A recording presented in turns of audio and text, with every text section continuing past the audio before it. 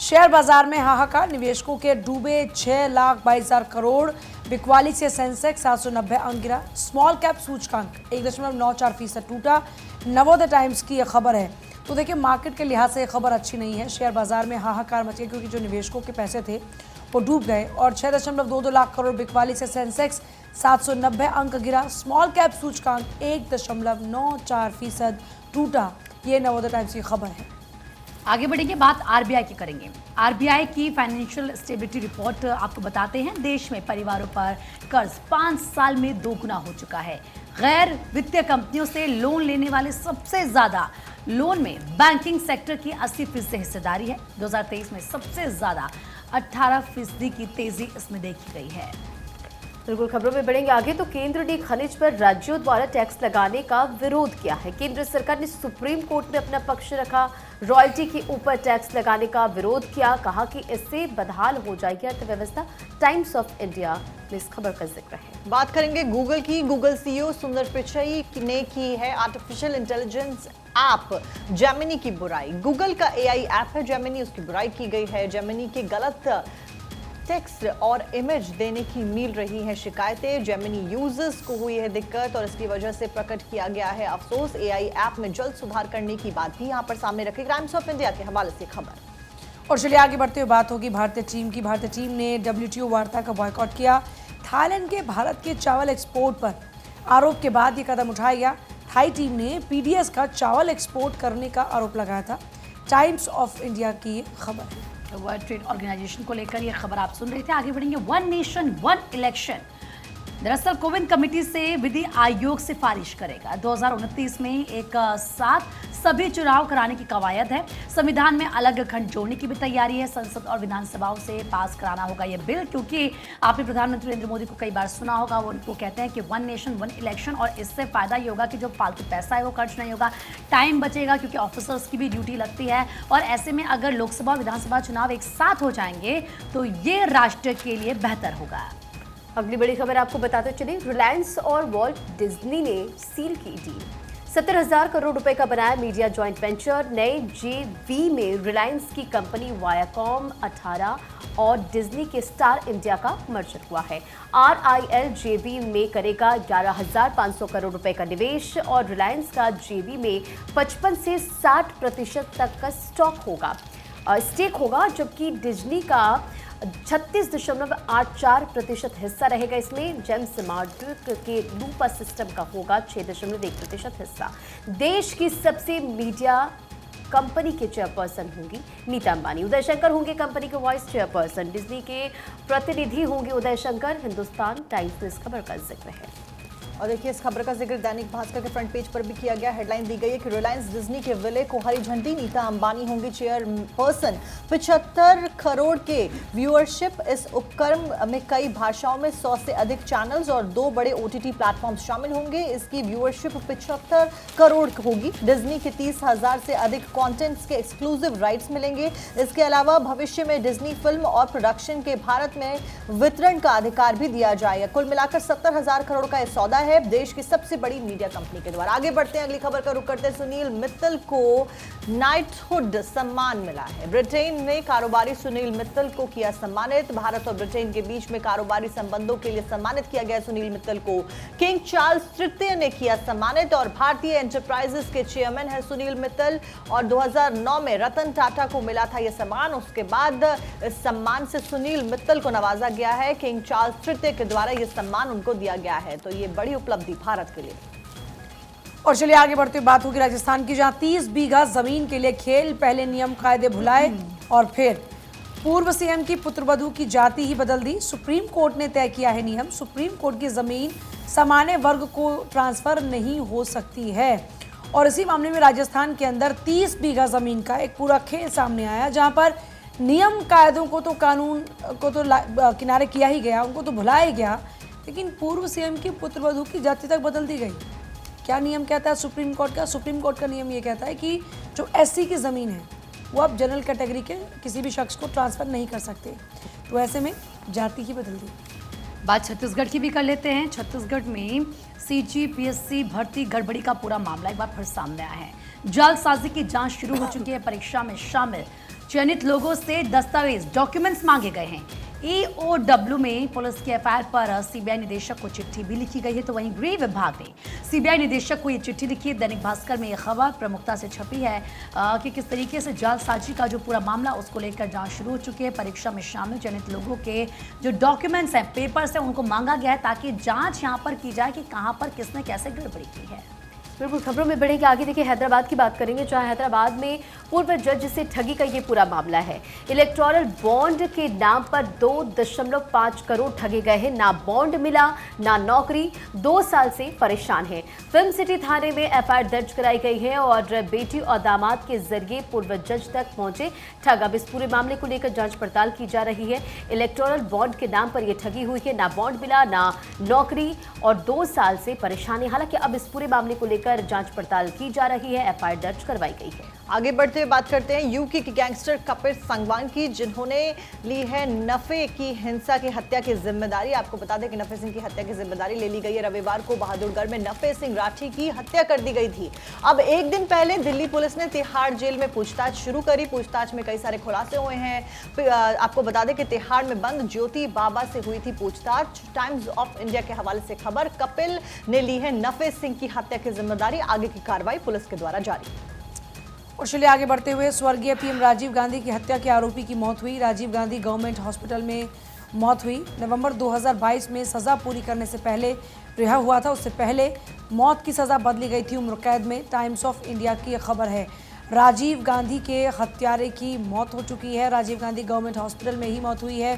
साल 2022 नवंबर में सज़ा पूरी करने से पहले ही वो रिहा हो गया था, क्योंकि मौत की सज़ा उम्र कैद में बदली गई थी। टाइम्स ऑफ इंडिया की यह खबर। बात भोपाल की करते हैं। आगे बढ़ते हुए, भोपाल में चंद मिनट की आंधी और रात भर बिजली गुल रही। मेंटेनेंस में फॉल्ट आया और ऐसे में किस तरीके से जो स्टाफ है वहाँ पर वो ट्रेंड ही नहीं है, मतलब अच्छे से काम ही नहीं आता। इतना ही नहीं, पूरे उपकरण भी नहीं है। और चंद मिनट की आंधी में 65,000 आबादी रात भर अंधेरे में रही। सोचिए, उस डिफॉल्ट को दूर ही नहीं कर पाए। 12 कॉलोनियों में रात भर बिजली नहीं आई, लोग इंतजार करते रहे। 2 कॉलोनियों में 28 घंटे तक बिजली गुल रही है। सोचिए, एक दिन से ज़्यादा। तो वहीं 5,000 से ज़्यादा शिकायतें दर्ज की गई है। लेकिन सवाल ये कि आखिर ये कैसा स्टाफ है, और सवाल ये भी कि जो ये स्टाफ इनको ढंग से काम क्यों नहीं आता, जो इक्विपमेंट है वो पूरे क्यों नहीं थे। क्योंकि अगर ऐसी स्थिति आती है, आप सोचिए, भोपाल की हम बात कर रहे हैं, भोपाल, और वहाँ पर अगर इस तरह के हालात होते हैं, कोई गाँव नहीं है, कोई ऐसा नहीं कि कोई छोटा सा गाँव है, कस्बा है कि बिजली चली गई। एक दिन से ज़्यादा 28 घंटे तक कहीं कहीं पर तो ये कहा जा रहा है कि बिजली नहीं रही, यानी कि लोगों को भारी दिक्कतों का सामना यहाँ पर करना पड़ा है। 2 कॉलोनियाँ ऐसी जिनमें 28 घंटे तक बिजली गुल रही। बिल्कुल, बात अब दिल्ली की करेंगे। देखिए, दिल्ली में 16 साल की सबसे सर्द फरवरी की रातें रही है। ये बड़ी जानकारी आपको दे रहे हैं। दिन का तापमान रहा ज़्यादा, लेकिन रात और सुबह टेम्परेचर रहा कम। टाइम्स ऑफ इंडिया में इस खबर का जिक्र किया गया है। और दिल्ली में देखिए, मौसम का मिजाज बदला हुआ। बुधवार की सुबह थोड़ा ठंड का सामना करना पड़ा और दिल्ली में न्यूनतम तापमान की अगर बात करें तो 10.7 डिग्री सेल्सियस दर्ज किया गया, जो सामान्य से 2 डिग्री कम है।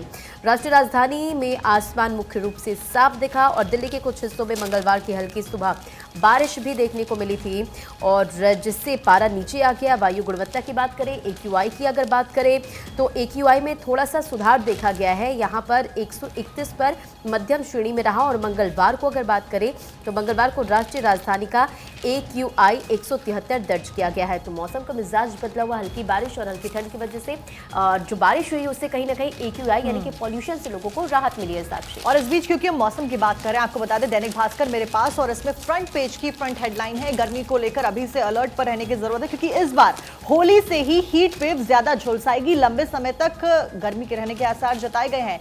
आपको बता दें कि साउथ में दिन का तापमान 4 से 6 डिग्री ज्यादा और साथ साथ में प्री मॉनसून में तापमान ज्यादा रहने का ट्रेंड रहने का अनुमान अभी से जता दिया गया है। पूरा आर्टिकल दैनिक भास्कर में फ्रंट पेज पर पहली खबर ही बताई गई, जिसमें बताया गया कि दक्षिण भारत में अभी से दिन का तापमान 4 से 6 डिग्री ज्यादा दर्ज किया जा रहा है। इस साल होली के आसपास उत्तर और मध्य भारत के सभी राज्यों में हीट वेव चल सकती है। इसकी 2 वजहें बताई जा रही है। होली इस बार मार्च के आखिरी हफ्ते में यानी कि 25 मार्च को है, और दक्षिण भारत में तापमान की बढ़ोतरी 2 हफ्ते पहले फरवरी की शुरुआत से ही हो गई है, इसलिए अनुमान जताया जा रहा है कि गर्मी ज्यादा बढ़ेगी। हालात ये है कि दक्षिण भारत के सभी राज्यों से महाराष्ट्र और ओडिशा तक दिन का तापमान 4 से 6 डिग्री तक ज्यादा यानी कि 33 डिग्री से ऊपर दर्ज हो रहा है। ये ट्रेंड इस बार फरवरी में पहले हफ्ते से ही दर्ज होने लगा है, जो कि बीते 2 वर्षों में तीसरे हफ्ते से शुरू होता था, यानी कि एक हफ्ते पहले आने लगा है। मौसम वैज्ञानिकों का मानना है कि बीते 2 वर्षों से उत्तर और मध्य भारत के राज्यों में प्री मॉनसून सीजन में तापमान बढ़ने का ट्रेंड देखा जा रहा है। और चलिए आगे बढ़ते बात करेंगे भारत के स्टार क्रिकेटर ईशान किशन और श्रेयस अय्यर को झटका लगा है, तगड़ा झटका लगा। बीसीसीआई ने अपने सालाना सेंट्रल कॉन्ट्रैक्ट से उनको बाहर कर दिया। इससे पहले वाले कॉन्ट्रैक्ट में श्रेयस को बी और ईशान को सी कैटेगरी में रखा गया था। तो ईशान और श्रेयस अय्यर के लिए जाहिर तौर पर यह अच्छी खबर बिल्कुल भी नहीं है और दैनिक भास्कर में फ्रंट पेज पर यह खबर है और जिसमें जिक्र किया गया है बीसीसीआई की सेंट्रल कॉन्ट्रैक्ट लिस्ट जारी, जिसमें घरेलू क्रिकेट में ना खेलने को लेकर विवाद का ईशान किशन और श्रेयस अय्यर को बड़ा खामियाजा भुगतना पड़ा। बीसीसीआई ने सेंट्रल कॉन्ट्रैक्ट की नई सूची जारी की, इसमें दोनों खिलाड़ियों को बाहर कर दिया गया। हाल ही में उम्दा प्रदर्शन करने वाले केएल राहुल, शुभमन गिल, मोहम्मद सिराज को ग्रेड ए में ट्रांसफर कर दिया गया। आगे बढ़ेंगे जामनगर में अनंत अंबानी और राधिका मर्चेंट का प्री वेडिंग सेलिब्रेशन। अपने गांव के लोगों को अंबानी परिवार ने भोज दिया है। मुकेश अंबानी समेत दूल्हा दुल्हन ने ग्रामीणों को खाना परोसा है और ये तस्वीरें आपको दिखा रहे, देखिए प्री वेडिंग सेलिब्रेशन शुरू हो चुका है। जो गांव के लोग हैं उन्हें भोज दिया गया है और देखिए कितना ये शानदार भोज तमाम जो गांव के लोग हैं, यानी कि जो ग्रामीण हैं अपने, उनको कराता हुआ अंबानी परिवार नज़र आ रहा है। किस प्यार के साथ देखिए जो लोग हैं उन्हें आशीर्वाद भी दे रहे हैं। ये प्री वेडिंग सेलिब्रेशन इस वक्त चल रहा है। बिल्कुल, तो ये तस्वीरें आपने देखी। खबरों में बढ़ेंगे आगे और अब बात बर्फबारी की भी करेंगे। देखिए जम्मू कश्मीर में बर्फबारी का दौर जारी है, मौसम सुहाना बना हुआ है। बडगाम में बर्फबारी के बाद पर्यटकों की उमड़ी भारी भीड़ यहाँ पर उमड़ी नजर आई और ताज़ा बर्फबारी का लुत्फ उठाते हुए यहाँ पर सैलानी नजर आए हैं। पहाड़ों पर देखिए किस तरह से लोगों की मौजूदगी नजर आ रही है और बर्फबारी को एंजॉय करते हुए नजर आ रहे हैं। भारी संख्या में पहाड़ों पर बर्फबारी को एंजॉय करने के लिए सैलानी पहुंच रहे हैं और ये तस्वीर आपके स्क्रीन पर भारी संख्या में यहाँ देखिए बर्फबारी के बीच लोग एंजॉय कर रहे हैं। जम्मू कश्मीर में बर्फबारी का दौर जारी है और बर्फबारी की वजह से पहाड़ी इलाकों में जहां बर्फबारी हो रही तो मैदानी इलाकों में काफ़ी ज़्यादा ठंड बढ़ गई और ठंड बढ़ने की वजह से लोगों को काफ़ी दिक्कतों का सामना करना पड़ रहा है। लेकिन ये तस्वीर देखिए जहां बडगाम में बर्फबारी के बाद पर्यटकों की भीड़ उमड़ी है।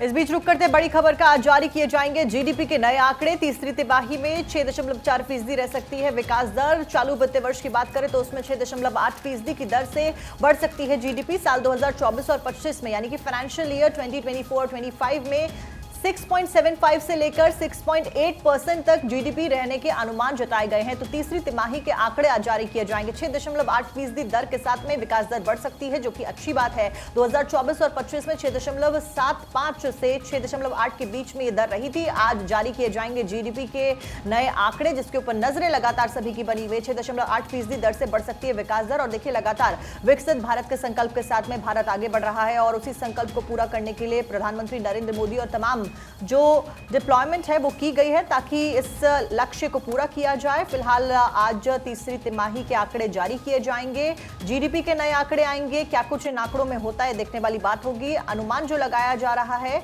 वो 6.8% का लगाया जा रहा है कि 6.8% की दर से यहां पर बढ़ सकती है विकास दर।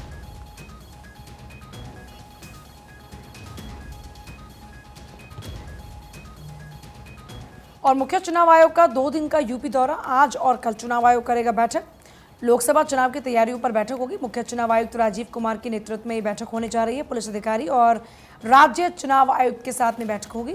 संवेदनशील लोकसभा सीटों पर बैठक में चर्चा होने वाली। देखिए 2024 के चुनाव को लेकर ये माना जा रहा है कि लगभग 13 मार्च तक तारीखों का ऐलान हो सकता है। 2024 के चुनाव को लेकर कितने चरणों में चुनाव होगा और दूसरा कौन सी संवेदनशील सीट रहेगी, उसी पर इस वक्त पूरा रिसर्च वर्क चल रहा है चुनाव आयोग का। उत्तर प्रदेश में अधिकारी आज पहुंचने वाले हैं और पुलिस अधिकारी राज्य चुनाव आयुक्त के साथ में आज बैठक होगी। संवेदनशील लोकसभा सीटों पर बैठक में चर्चा होगी, ये माना जा रहा है।